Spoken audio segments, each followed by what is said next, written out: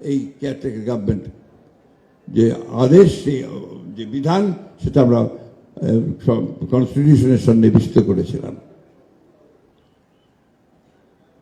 ভাইয়েরা, এরা সম্পূর্ণ মানুষকে ভুল বোঝানোর চেষ্টা করছে, আন্দোলন করছে। এখন আপনার জামাতের নেতৃত্বে 11 দল, তারা এটার উপরে আন্দোলন করছে। উদ্দেশ্যটা কি? উদ্দেশ্য হচ্ছে আবার বাংলাদেশকে ডিস্টেবিলাইজ করা, অস্থিতিশীলতার দিকে নিয়ে যাওয়া। আল্লাহর কাছে হাজার শুকর যে এই পার্লামেন্টের অধিবেশনের শেষ দিনে বিরোধী দলের নেতা বলেছেন যে তারা সহযোগিতা করতে চান এবং তারা পার্লামেন্টে এই সমস্যার সমাধান করতে চান। আমাদের মাননীয় আইনমন্ত্রী তিনি আপনার একটা প্রস্তাব দিয়েছেন যে আসুন আমরা একটা সংবিধানের উপরে যে সংশোধন করব তার জন্য একটা পার্লামেন্টারি কমিটি তৈরি করি। এই পার্লামেন্টারি কমিটির প্রস্তাবও তিনি দিয়েছেন। বিরোধী দল বলেছে তারা চিন্তা করে জানাবে। আমি আশা করব যে তারা দ্রুত চিন্তা করে এটা নামগুলো দেবে এবং দ্রুতই এই সংবিধানের যে বিতর্ক শুরু হচ্ছে সেই বিতর্ক শেষ হয়ে এটা নিয়ে আমরা সামনের দিকে এগিয়ে যেতে পারব। আমরা এখন আর এফোর্ট করতে পারি না, আমরা বিভাজন এফোর্ট করতে পারি না, আমরা এখন এই অযথা তর্ক বিতর্ক এফোর্ট করতে পারি না। আমাদের লক্ষ্য এখন একমাত্র হওয়া উচিত যে আমাদের অর্থনীতি যেটাকে ধ্বংস করে দিয়ে গেছে ফ্যাসিস্ট আওয়ামী লীগ হাসিনা, কিচ্ছু নেই অর্থনীতির। আপনার লক্ষ লক্ষ কোটি টাকা দেনা, আপনারা জানেন সবাই, আমার চেয়ে ভালো কম জানেন না, 80 লক্ষ কোটি টাকা দেনা আমাদের। কোনো দিকে যাওয়া যায় না, কাজ যে করবেন সে কাজের টাকা কোথাও নেই, সব অচল হয়ে আছে। আজকে এই অবস্থা থেকে যদি আমাদেরকে বেরিয়ে আসতে হয় তাহলে আমাদের সবচেয়ে বড় দরকার হবে জাতীয় ঐক্য, যেটা শহীদ প্রেসিডেন্ট জিয়া রহমান সাহেব একসঙ্গে সবসময় কথাটাই বলতেন। বেগম খালেদা জিয়া ওই কথা বলেছেন, আজকে আমাদের নেতা তারেক রহমান তিনি একই কথা বলছেন, বারবার বলছেন। আমাদের সৌভাগ্য যে আমরা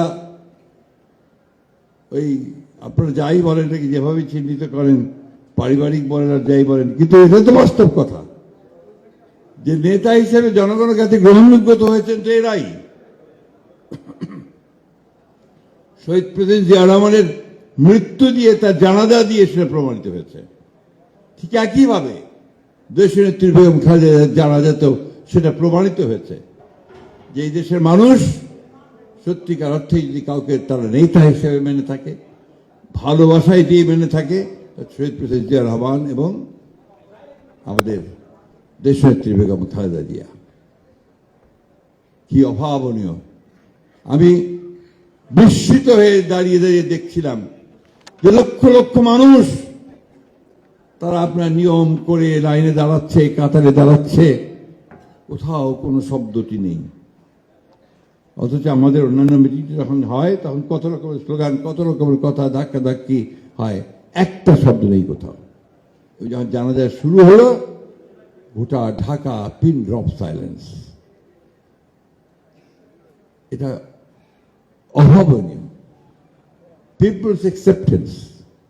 ঠিক একইভাবে দেখুন আজকে আমাদের নেতা তারেক রহমান সাহেব, এটা তো আপনারা বিজ্ঞানী আছেন, অনেক জানেন যে প্রেসিডেন্ট জিয়া ছেলে, বেগম জিয়ার ছেলে, জিনের ব্যাপার আছে তো একটা, তাই না?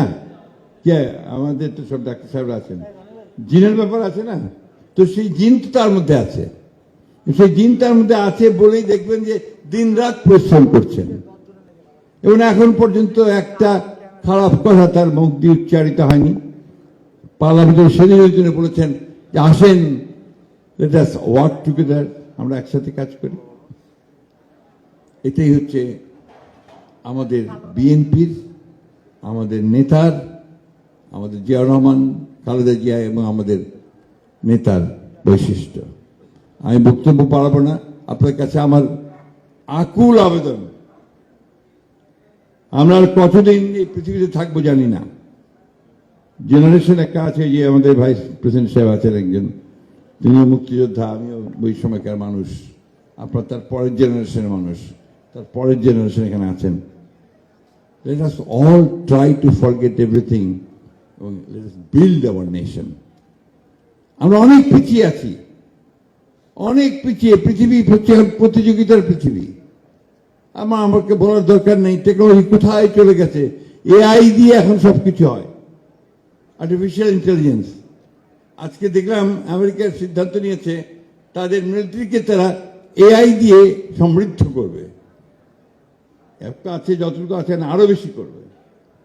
তার অর্থ হচ্ছে যে এখন আপনাদেরকে আমাদেরকে এসে ওইভাবে যদি এগোতে না পারি তাহলে আমরা একদম পেছনে পড়ে থাকব। পেছনে পড়ে থাকা মানে কি, আপনি যেভাবে ব্যবহার করতে চাইবে ওই শক্তিগুলো সেইভাবে ব্যবহৃত হব। এই জন্য আমাদের যে মেধা কম আছে তা নাই, কিন্তু আপনি দেখেন আমাদের ছেলেরা বাইরে গিয়ে কত ভালো করছে। এমনকি এখানে যারা আপনারা আছেন আপনারা তো মেধা দিয়ে এসছেন, ওই মেধার চর্চাটা আমরা করি। আমরা ওইভাবে মেরিটোক্রেসিকে সবচেয়ে প্রাধান্য দিয়ে আমরা এগুলি। আর সেখানে আমরা বিশেষ করে বিশ্ববিদ্যালয়গুলোতে আমরা দয়া করে দলবাজি করেন না। এখানে মেধা দিয়ে শিক্ষক রিক্রুট করেন, মেধার ভিত্তিতে ছাত্র রিক্রুট করেন। আর ছাত্র রাজনীতি যদি আপনার সত্যিকার অর্থে ছাত্র রাজনীতির মতো না হয় তাহলে সেটাকেও নিয়ন্ত্রণ করার চেষ্টা করেন, না হলে এই জাতি বাঁচবে না, টিকবে না। আমি নিজে ছাত্র রাজনীতি করা মানুষ, আমার রাজনীতির চেতনার সৃষ্টি হয়েছে আপনার ছাত্র রাজনীতি থেকে।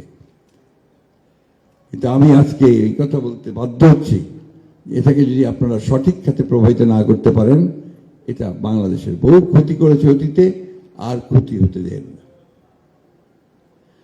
আমি শেষ করব, এই কথাগুলো অনেক বললাম এই জন্য যে কুদ্দুস ভাই ওই জাতের মানুষ ছিলেন, তিনি নিজে একজন মেধাবী মানুষ ছিলেন, কর্মঠ মানুষ ছিলেন, সৎ মানুষ ছিলেন। কুদ্দুস ভাইকে আমরা বারবার স্মরণ করব, সেই সঙ্গে আমরা যেন সত্যিকার অর্থে কুদ্দুস ভাইয়ের মতো হতে পারি সেই চেষ্টা আমরা করব।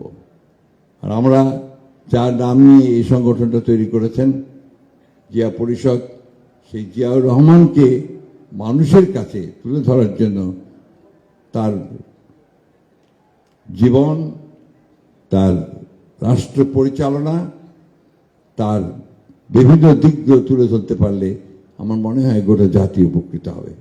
আপনাদের সকলকে আন্তরিকভাবে ধন্যবাদ এবং কৃতজ্ঞতা জানাতে চাই যে আমাকে আপনারা এখানে আমন্ত্রণ জানিয়ে কয়েকটা কথা বলার সুযোগ করে দিয়েছেন।